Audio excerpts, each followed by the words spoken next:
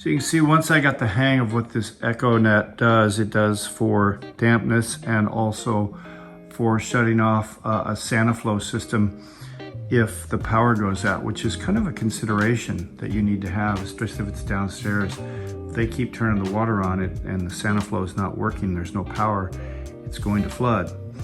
That's why you have that little makeshift alarm system that they sell you. But this is actually a pretty good solution. This is for both hot and cold, because when the power goes out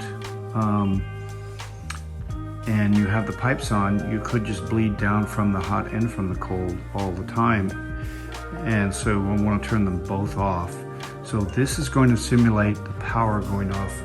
And these two relays are the control relays. And this little 3.5 millimeter plug goes into the system telling it that it's lost power. And then I have two 12-volt batteries that are there that need to be replaced once a year or you'll be in trouble. And this is what happens. I'm going to simulate the power going off. See, immediately you'll see that the valve's closing.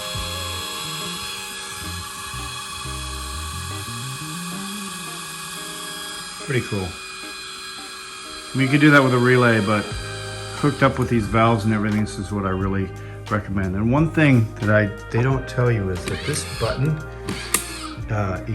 disengages the system so you can turn it manually, which is really kind of cool. So I'm going to simulate the power coming back on, so you don't have to do anything. Just power comes back on and your water flows again. Hey, if you think you got something out of this, let me know. Swiss Army Knife, please subscribe and click that bell. Thank you.